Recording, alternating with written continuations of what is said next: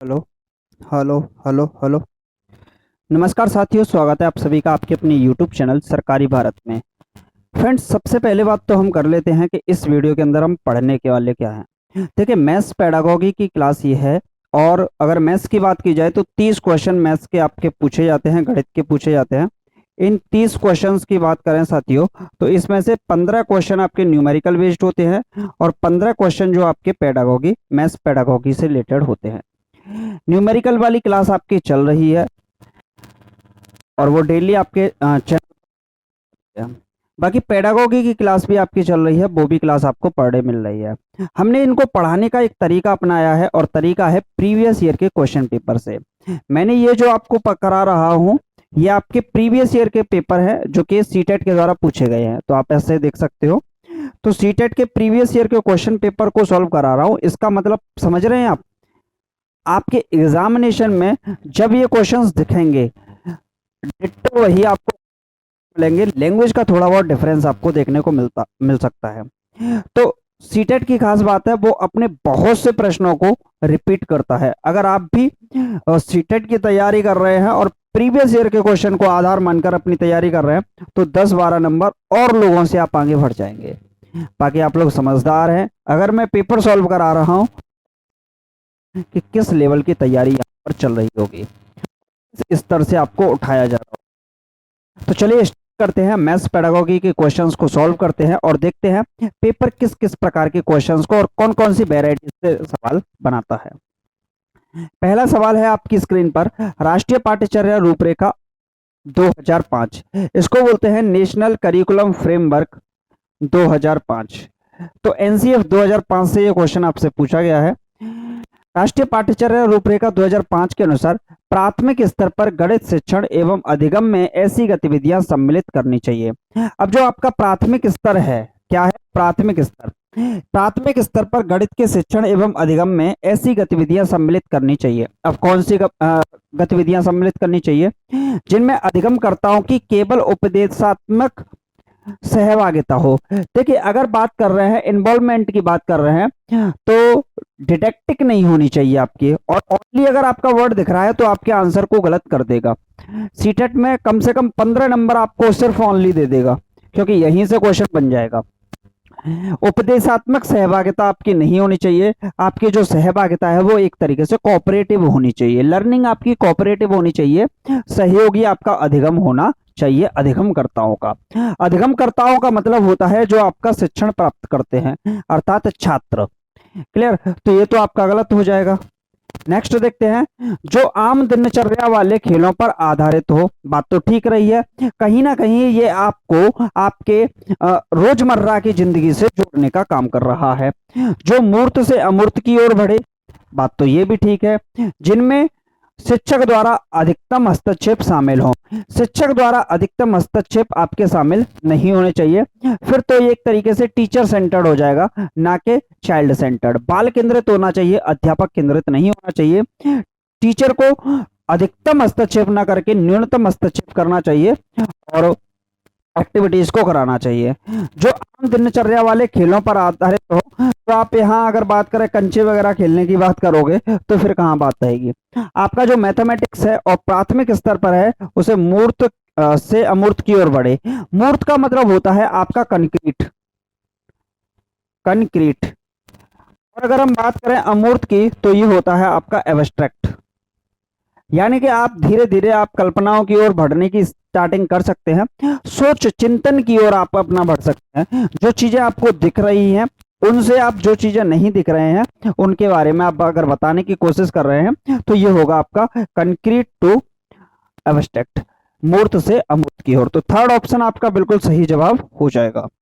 Clear है friends? चलिए next question देख लेते हैं। नेक्स्ट क्वेश्चन आपकी स्क्रीन पर है और इसका राइट आंसर लगाइए क्या होगा। राइट आंसर क्या होगा, बताइए क्या होगा। क्वेश्चन है, जब 7.37 और 7.4 में से बड़ी संख्या पहचानने के लिए कहा गया, क्या कहा गया? बड़ी संख्या को पहचानिए। तब बच्चों के एक समूह ने 7.37 को 7.4 से बड़ी संख्या बताया। अगर बच्चों से पूछा कि 7.37 और 7.4 में कौन बड़ी है? तो बच्चों ने बोल दिया कि 7.3 बड़ी है और 7.4 क्या है? छोटी, जो कि एक अपने आप में गलत है। अब इसका मतलब क्या है? एक गणित शिक्षक के रूप में आप बच्चों की त्रुटि को सही करने के लिए कैसे समर्थन करेंगे? आप उन्हें कैसे समझाएंगे? उनके अंतर्गत इस चिंतन को कैसे बढ़ावा चिंतन के बारे में बताएंगे और कैसे इस समस्या या दुविधा को सॉल्व करेंगे? विकल्प पर आ जाते हैं।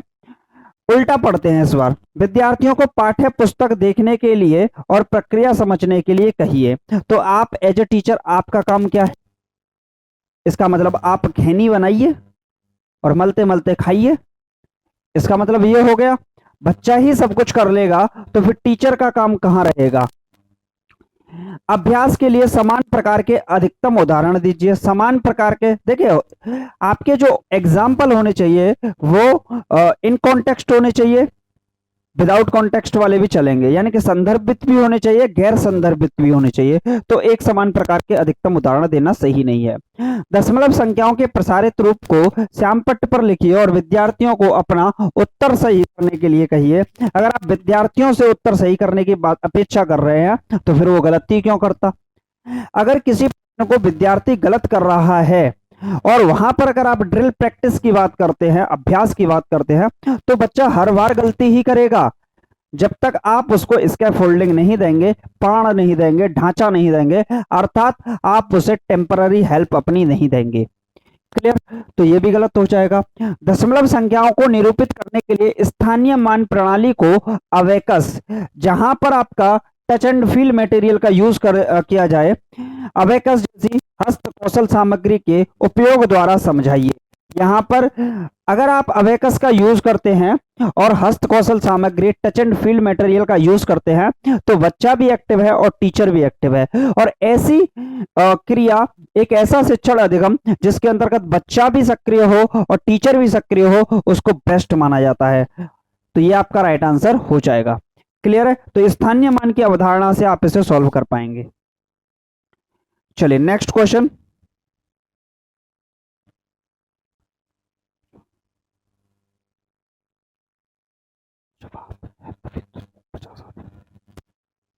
चलिए भाई नेक्स्ट क्वेश्चन। क्वेश्चन है कक्षा 3 के विद्यार्थियों ने योग के प्रश्न को निम्नलिखित प्रकार से हल किया।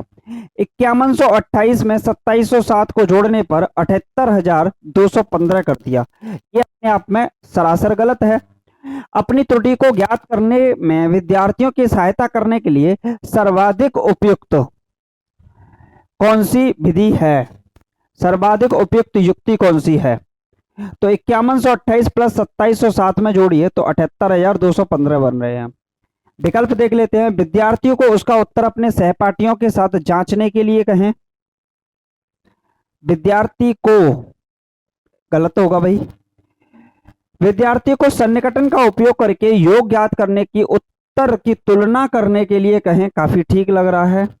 प्रश्न को दोबारा करके विद्यार्थियों को उत्तर देने के लिए कहें। विद्यार्थियों को गणक कैलकुलेटर का उपयोग तो आप कराएंगे ही नहीं, कैलकुलेटर का यूज करेगा तो फिर बच्चा सीखेगा कहाँ, अपने चिंतन का कहाँ यूज करेगा? तो सबसे अच्छा है सन्निकटन का उपयोग करके। किसका उपयोग करके?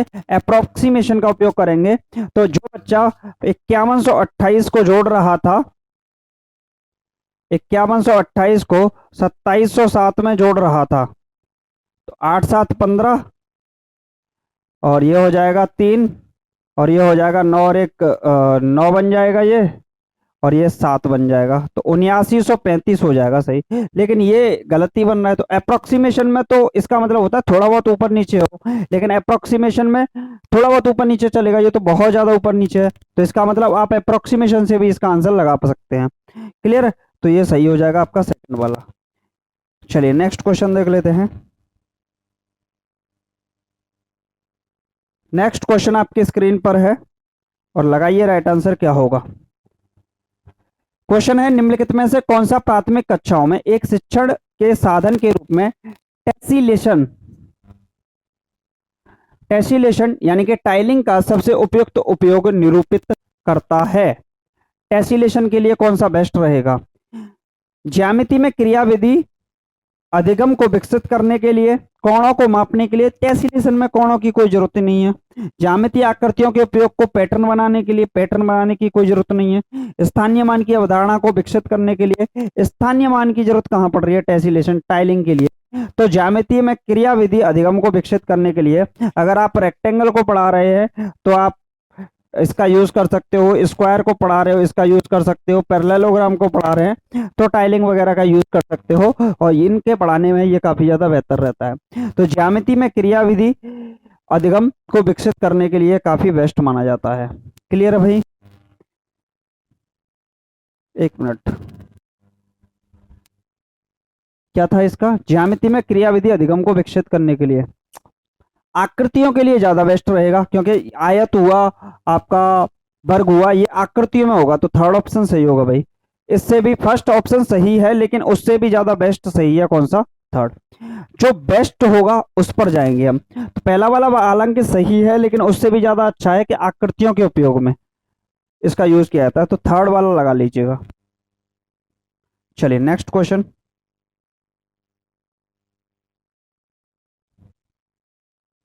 नेक्स्ट क्वेश्चन क्या होगा बताइए भाई? आसान सवाल है। राष्ट्रीय शिक्षा नीति एनईपी, नेशनल एजुकेशन पॉलिसी 2020 प्रत्येक विषय में पाठ्यक्रम की विषय वस्तु को कम करने पर विचार कर रही है। एनईपी 2020 में बोला है कि प्रत्येक विषय में पाठ्यक्रम की विषय वस्तु को कम किया जाए, इस पर विचार कर रही है ताकि परीक्षा में विद्यार्थियों के प्राप्तांकों को सुधारा जा सके। देखिए, प्राप्तांकों को सुधारने के लिए अगर आप ऐसा कर रहे हो तो फिर सही नहीं है।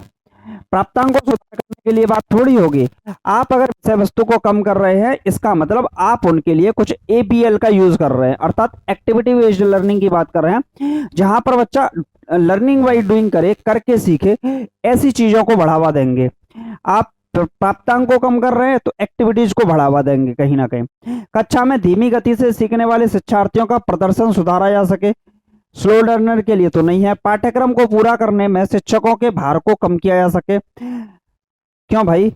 80-80 हजार रुपए, 90-90 हजार रुपए, 50-50 हजार रुपए ये तनख्वाह लेंगे शिक्षक, तो इनके भार को और कम कर दो, ऐसा थोड़ी है, इसके लिए थोड़ी करेंगे।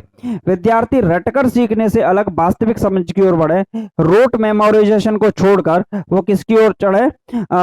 रियल अंडरस्टैंडिंग की ओर बढ़े, ये इसके लिए होता है। तो फोर्थ ऑप्शन बिल्कुल सही जवाब हो जाएगा। बहुत आसान है, इसमें मुझे ज्यादा एक्सप्लेनेशन की जरूरत भी नहीं है सीडीपी की तरह, तो उतना ही एक्सप्लेनेशन बहुत है जिससे काम चल सके। क्लियर है? बाकी एक्सप्लेनेशन तो करते रहो, कोई फर्क नहीं पड़ने वाला इसके बारे में।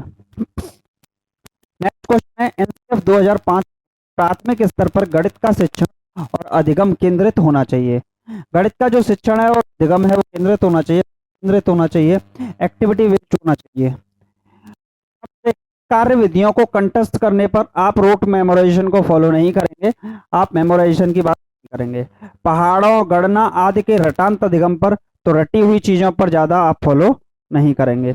प्रकरण टॉपिक पर आधारित कई प्रश्नों को हल करने पर विद्यार्थी सही का विधेय सीख सके। यहाँ पर आप ड्रिल प्रैक्टिस की बात कर रहे हैं, अवधारणा के परिचय देने के लिए गणितीय खेलों, पहेलियों और गतिविधियों पर। यहाँ पर क्या करेगा बच्चा? एक तरीके से एक्टिवली पार्टिसिपेट भी करेगा, क्लियर है, और पहेलियों का यूज करेगा और गतिविधियों, एक्टिविटीज का यूज करेगा, तो ये काफी ज्यादा बेस्ट है। चलिए नेक्स्ट क्वेश्चन। फिर एक और क्वेश्चन है, एनईपी 2020 से क्वेश्चन बहुत आए हैं भाई इस बार।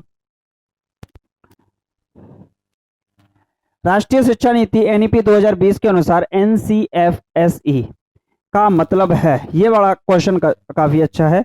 एनसीएफएसई नेशनल करिकुलम फ्रेमवर्क फॉर, आगे क्या है?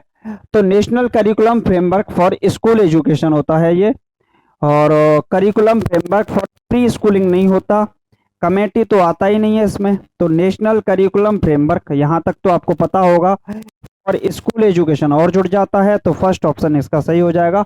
बहुत आसान था, एनसीएफएसई का फुल फॉर्म पूछा था। चलिए भाई नेक्स्ट क्वेश्चन देख लेते हैं।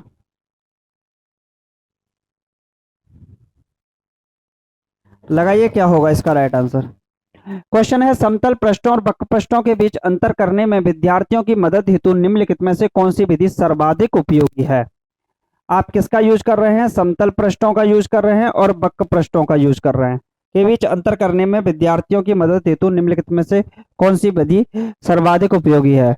तो समलंब एवं वक्र पृष्ठों का मॉडल दिखाने के लिए नहीं, विभिन्न पृष्ठों के वीडियो दिखाने में ना जीना, एक पटरे का उपयोग करते हुए त्रिविमीय वस्तुओं जैसे गोला हुआ, बेलन हुआ, घन हुआ आदि को लुढ़काकर फिसलाकर प्रदर्शित करना, यहाँ पर एक्टिविटी हो रही है। श्याम पट पर आकृतियों को बनाना और उनके समतल पृष्ठों और वक्र पृष्ठों के रूप में वर्गीकृत करना। आप क्लासिफिकेशन की बात मत करिए, थर्ड ऑप्शन सही हो जाएगा। क्लियर है मेरे भाई? चलिए नेक्स्ट क्वेश्चन देख लेते हैं। नेक्स्ट क्वेश्चन आपकी स्क्रीन पर है, लगाइए क्या होगा राइट आंसर। अरे भाई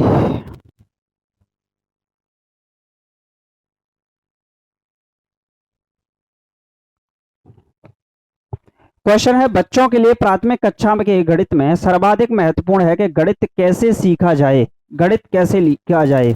निम्नलिखित में से कौन सा उपयुक्त कथन प्रमाण दे रहा है। ये हैं, शिक्षक द्वारा बताए जाने के लिए किसी एक प्रकार के प्रश्न को कैसे हल करना है, विद्यार्थियों को प्रतीक्षा करने की आवश्यकता है। किसी एक ही प्रकार के क्यों, विभिन्न प्रकार के प्रश्नों को हल करने की बात होनी चाहिए। विद्यार्थियों को हल किए गए प्रश्नों को अच्छी तरह से देखने की और कलन विधि को तो आप फॉलो नहीं करेंगे, याद करने को आप फॉलो नहीं करेंगे। विद्यार्थियों को सीखी हुई कार्यविधियों के सटीक पुनरुत्पादन की अपेक्षा कार्यविधियों की समझ पर ध्यान केंद्रित और अत्यधिक महत्व देने की आवश्यकता है। ये बात बिल्कुल सही लगी मुझे और ये बिल्कुल सही हो जाएगा कि विद्यार्थियों की सीखी हुई कार्यविधियों के सटीक पुनरुत्पादन की अपेक्षा आप क्या कर रहे हैं, सटीक पुनरुत्पादन यानी कि रटंत विद्या को फॉलो नहीं कर रहे हैं। जैसा आपने सिखाया सेम वैसा ही नहीं होना चाहिए, उसकी अपेक्षा कैसा होना चाहिए, कार्यविधि की समझ पर ध्यान केंद्रित करने वाला होना चाहिए, अत्यधिक महत्व देने पर आवश्यकता देनी चाहिए। तो केवल सी आपका बिल्कुल सही जवाब हो जाएगा। क्लियर है फ्रेंड्स? चलिए नेक्स्ट क्वेश्चन देख लेते हैं। नेक्स्ट क्वेश्चन आपकी स्क्रीन पर है, लगाइए क्या होगा। क्वेश्चन है, परवेज प्राथमिक कक्षा का एक गणित अध्यापक है। अपने विद्यार्थियों को संख्याएं पढ़ाते हुए वह उन्हें वस्तुओं के विभिन्न समुच्चय देता है और उनसे दिए गए समुच्चय में वस्तुओं की कुल संख्या बताने के लिए कहता है। परवेज प्राथमिक कक्षा का गणित अध्यापक है। अपने विद्यार्थियों को संख्याएं पढ़ाते हुए वह उन्हें वस्तुओं के विभिन्न समुच्चय देता है और उन्हें दिए गए समुच्चयों की वस्तुओं की कुल संख्या बताने के लिए कहता है। वह को विकसित करने का प्रयास कर रहा है। वस्तुओं के वर्गीकरण की अवधारणा ना जीना, स्थानीय मान की अवधारणा ना जीना, संख्याओं के क्रमसूचक बोध की नहीं, संख्याओं के गणन संख्या कार्डिनल बोध कराने का प्रयास कर रहा है। तो दोस्तों आज की वीडियो में सिर्फ इतना ही। ये थे मैथ्स पेडागोगी के कुछ क्वेश्चन जो कि एग्जामिनेशन में पूछे गए थे। बाकी आप लोग कहां से क्या पढ़ रहे हैं ये आप जाने, और ऑथेंटिक चीजों को अगर आप पढ़ेंगे तो आपको बेनिफिट्स 100% मिलेगा। और बाकी तो आप लोग प्रैक्टिस करते रहिए, भगवान ही जाने कहाँ क्या कुछ नहीं पढ़ रहे हो आप लोग। और अगर ऑथेंटिक चीजों को पढ़ रहे हो तो उसका फायदा आपको एग्जामिनेशन में देखने को मिलेगा। बाकी आप लोग होशियार हैं, समझदार हैं। मिलते हैं नेक्स्ट वीडियो में। Thank you for watching this video. जय हिंद, जय Bharat, take care, bye bye, love you to all. Channel को सब्सक्राइब कर लेना भाई लोग।